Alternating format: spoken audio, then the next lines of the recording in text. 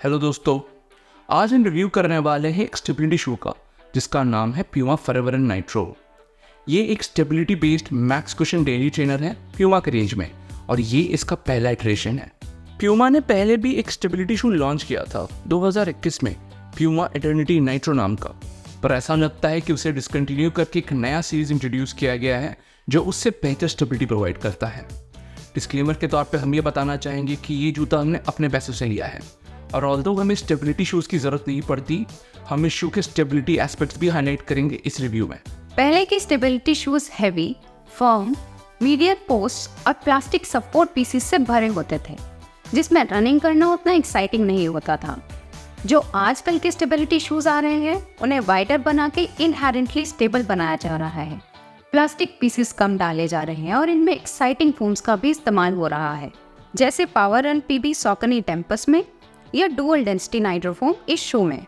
इन trends के कारण हम जैसे न्यूट्रल रनर्स भी ऐसे स्टेबिलिटी शूज एंजॉय करने लगे हैं। तो चलिए शुरू करते हैं इसके स्टैट्स एंड फीचर्स के साथ। मैं हूं अनु, मैं हूं सिद्धार्थ और आप देख रहे हैं जॉबर जर्नल।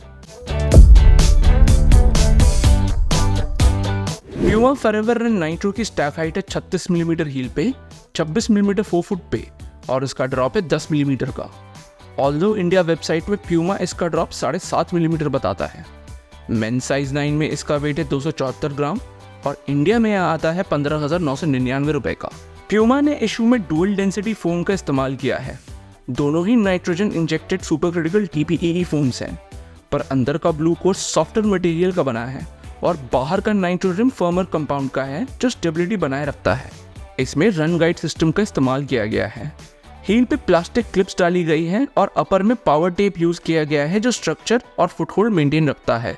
इंसोल एक Denmark based company Kaizer sports के साथ कोलैबोरेट करके बनाया गया है बेहतर आर्च सपोर्ट और गाइडेंस के लिए। अपर इंजीनियर्ड मैश का बना है और आउटसोल में प्यूमा ग्रिप की एक मोटी परत डाली गई है। अब बारी आती है लाइक्स और डिसलाइक्स की। और इसका पहला लाइक है मिडसोल सेटअप। जैसा कि हमने बताया था कि इसमें डुअल नाइट्रोफोम मिडसोल है। बाहर की लेयर फॉर्मर नाइट्रोफोम का बना है और अंदर का कोर सॉफ्टर फोम से।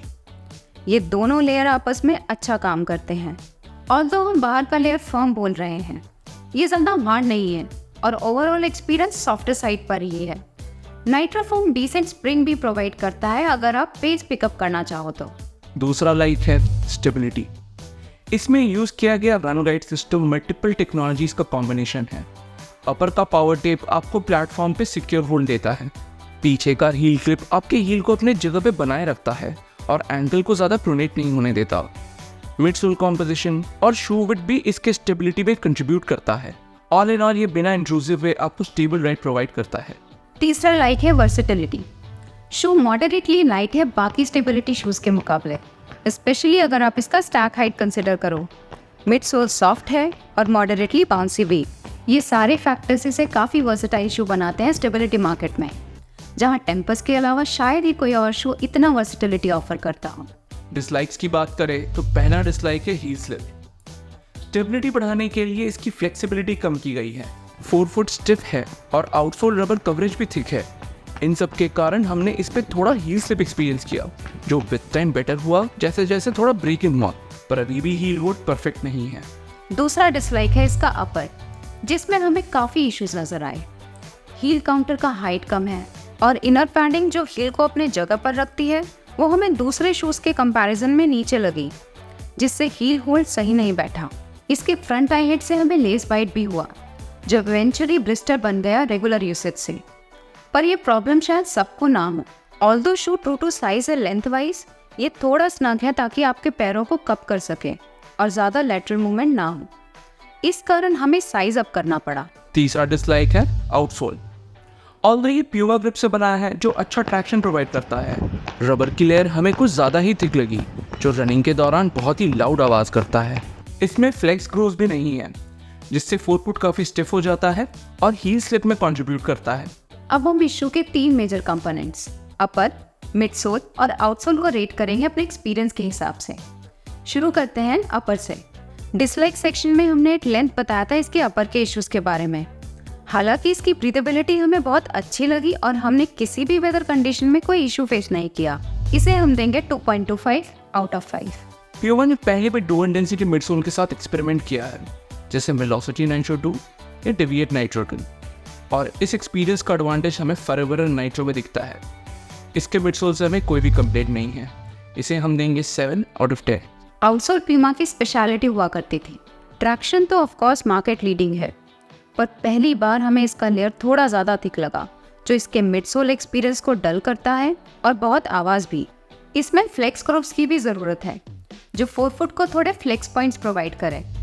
इसे हम देंगे 3.5 आउट ऑफ 5। तो टोटल स्कोर आता है 12.75 आउट ऑफ 20। स्कोर कुछ खास नहीं है और इसके राइट को ये जस्टिफाई नहीं करता। अपर और आउटसोल में छोटे छोटे निगल्स हैं जो इसका स्कोर नीचे ले आ रहे हैं। हम उम्मीद करते हैं कि अगले वर्जन में ये सारे इशू सॉल्व हो जाएंगे।